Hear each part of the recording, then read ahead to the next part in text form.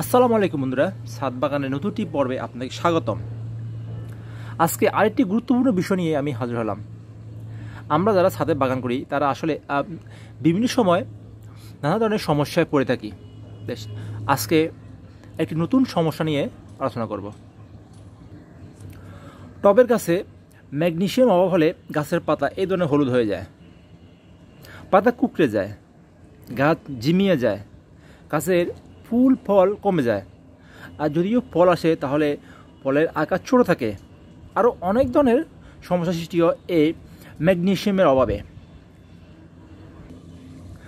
আর এই ম্যাগনেসিয়ামের অভাব পূরণ করতে পারে এপসাম সল্ট বা ম্যাগনেসিয়াম সালফেট। আজকের ভিডিওতে এপসাম সল্ট বা ম্যাগনেসিয়ামের সালফেট গাছে ব্যবহার করার পূর্বে তার বিস্তারিত তথ্য আপনাকে জানাবো। গাছে ম্যাগনেসিয়ামের অভাবজনিত লক্ষণগুলো কি কি, কেন এপসাম সল্ট গাছে ব্যবহার করবেন, কিভাবে গাছে প্রয়োগ করবেন, কতদিন অন্তর করবেন, কখন করবেন, কোথায় কিনতে পাওয়া যায়, এর দাম কত, এই ছোটোখাটো বিষয়গুলো নিয়ে আপনাদের শেয়ার করব। আশা করি পুরো ভিডিওটা দেখবেন, তাহলে কাজে লাগবে। আমরা জানি সাধারণত এই যে গাছের পাতা গাছের জন্য খাবার তৈরি করে, আর যখন গাছে ম্যাগনেসিয়ামের অভাব পড়ে তখন কিন্তু গাছ তার সঠিকভাবে পাতার মাধ্যমে খাবার গ্রহণ করতে পারে না, পাতা কুঁকড়ে যায়। দেখবেন অনেক সময় পাতা কুঁকড়ে যায়, আর যখন পাতাও কুঁকড়ে যায় তখন গাছ তার খাবার একেবারেই পাতার মাধ্যমে সংগ্রহ করতে পারে না, যার ফলে গাছের পাতাগুলো আস্তে আস্তে এ ধরনের হলুদ বর্ণ হয়ে যায় এবং অনেক সময় গাছটা মারাও যায়,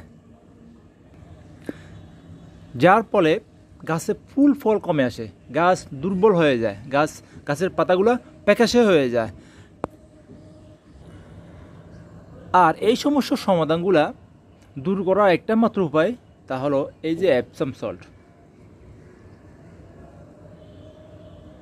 এই ধরনের সমস্যাগুলো সমাধান করার জন্য একটাই কাজ, সেটা হলো এই এপসাম সল্ট সরাসরি গাছের পাতায় স্প্রে করা। আর কীভাবে স্প্রে করবেন সেই নিয়মটা আমি দেখাই দিচ্ছি। বন্ধুরা, 1 লিটার পানির জন্য এই 1 টেবিল চামচ বা চা চামচ ম্যাগনেসিয়াম সালফেট বা এপসাম সল্ট আমি এখানে মিক্স করে দিচ্ছি।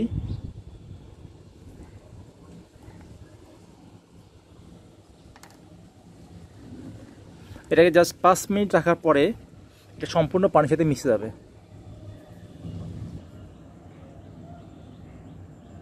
দেখুন পুরোপুরি 4 থেকে 5 মিনিট পর পুরোপুরি মিক্স হয়ে গেছে। এটাকে এখন সরাসরি গাছের পাতায় স্প্রে করব।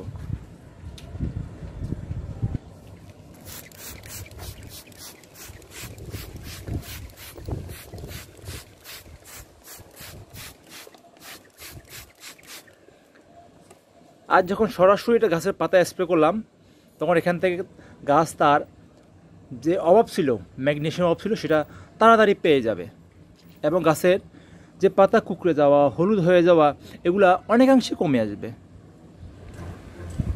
বন্ধুরা, পাতা স্প্রে করার পর যদি বৃষ্টি চলে আসে তাহলে পুনরায় পরের দিন আবার স্প্রে করতে হবে। আর যদি 2-3 ঘন্টা সময় পেয়ে যান তাহলে আর স্প্রে করতে হবে না। এই জিনিসটা একটু লক্ষ্য রাখবেন। বন্ধু, এখন জানাবো এই স্প্রেটা আসলে কখন স্প্রে করবেন। এটা স্প্রে করতে হবে সূর্য ওঠার আগে, খুব সকালবেলা ভোরে ভোরে। আর যদি আপনারা সকালবেলা ভোরে ভোরে ঘুম থেকে না উঠতে পারেন, জাস্ট সন্ধ্যার আগ মুহূর্তে, তখন কিন্তু সূর্যের আলো থাকে না। এই 2টা সময়ের মধ্যে আপনারা এটা স্প্রে করতে হবে, তাহলে খুব ভালো রেজাল্ট পাবেন। বন্ধুরা, এই তো দেখালাম গাছের উপরের পরিচর্যা, এখন দেখাবো গাছের গোড়ে কীভাবে এই ম্যাগনেসিয়ামটা দিবেন সেটাই আপনাকে দেখাচ্ছি। বন্ধুরা, আমরা যখন গাছের পাতায় স্প্রে করছিলাম তখন 1 লিটার পানির মধ্যে 1 চা চামচ দিয়েছি, আর এখন যখন গাছের গোড়া মাটিতে এটা ব্যবহার করব তখন 1 লিটার পানিতে 2 চামচ। এটা একটা জিনিস খেয়াল করবেন, যেটা হলো গাছের পাতার জন্য 1 লিটারে 1 চামচ, আর গাছের গোড়ার মাটির জন্য 2 চামচ। আমি এখানে 2 চামচ মিক্স করে দিচ্ছি আগের মতোই।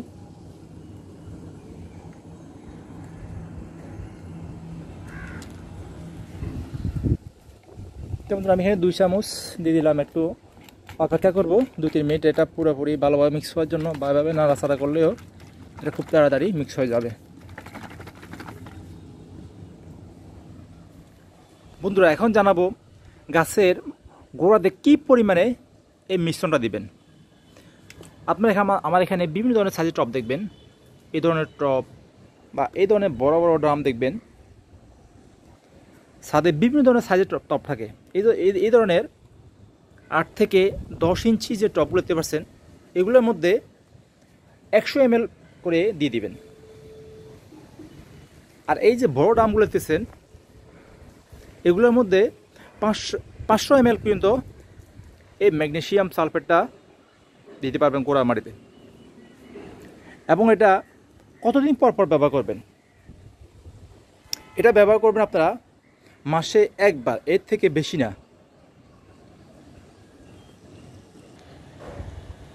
বন্ধুরা আজ যেগুলা ছোট চারা লাগিয়েছেন, যে মাত্র 2-3 মাস হয়েছে, এইসব চারা গাছে টবের মধ্যে 50 ml থেকে বেশি দিবেন না। আমি এর আগে যেগুলোর পরিমাণ কথাগুলো বলছি, এগুলো সাধারণত 1 থেকে 2 বছরের পুরনো গাছের কথা বলতেছি। নতুন গাছের ক্ষেত্রে একটু এটা পরিমাণে কমিয়ে দিতে হবে। এরপর হলো আমরা যখন গাছের টব পরিবর্তন করি, অনেক সময় টব পরিবর্তন করার সময় গাছের শিকড় কাটতে হয়, যার ফলে গাছ শক খায়। আর এই শক খাওয়ার কারণে গাছ অনেক সময় একটু ঝিমিয়ে পড়ে। এই জিমা থেকে রোধ করবে এই ম্যাগনেসিয়াম সালফেট। জাস্ট মাটি তৈরি করার সময় টব প্রতি 2 থেকে 3 চামচ এই ম্যাগনেসিয়ামটা সালফেট মাটির সাথে মিক্স করে গাছটা লাগাবেন। তাহলে গাছটা জিমানো থেকে রোধ হবে এবং খুব তাড়াতাড়ি এই যে রিপোর্টিং করবেন, এটা গাছটা ভালো গ্রো করবে এবং গাছের বৃদ্ধি খুব তাড়াতাড়ি আসবে। বন্ধুরা এই এপসম সল্টটা আপনার বাগানের সব গাছে, ফুল, ফল, সবজি সব গাছে স্প্রে করতে পারবেন। অল্প কয়েকটা গাছ ছাড়া আর সব গাছে স্প্রে করা যাবে। এখন জানাবো কোন কোন গাছে এটা স্প্রে করা যাবে না। যে সমস্ত সবজির পাতাগুলো আমরা সাধারণত খেয়ে থাকি, ওই সমস্ত সবজি গাছে এই এপসম সল্টটা সরাসরি স্প্রে করা যাবে না।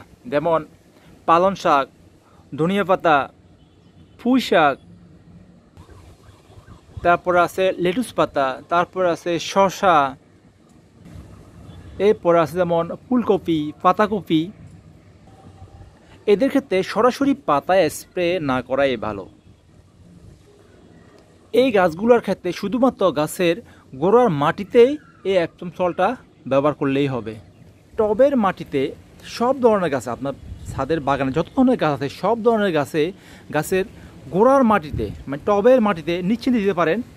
এতে কোনো গাছের কোনো ক্ষতি হবে না, তবে সেটা পরিমাণ মতো ব্যবহার করতে হবে। পরিমাণের বাইরে যে কোনো সার বলেন, কীটনাশক বলেন দেওয়াটা গাছের জন্য ক্ষতিকর, সেদিকটাও আপনাদেরকে লক্ষ্য রাখতে হবে।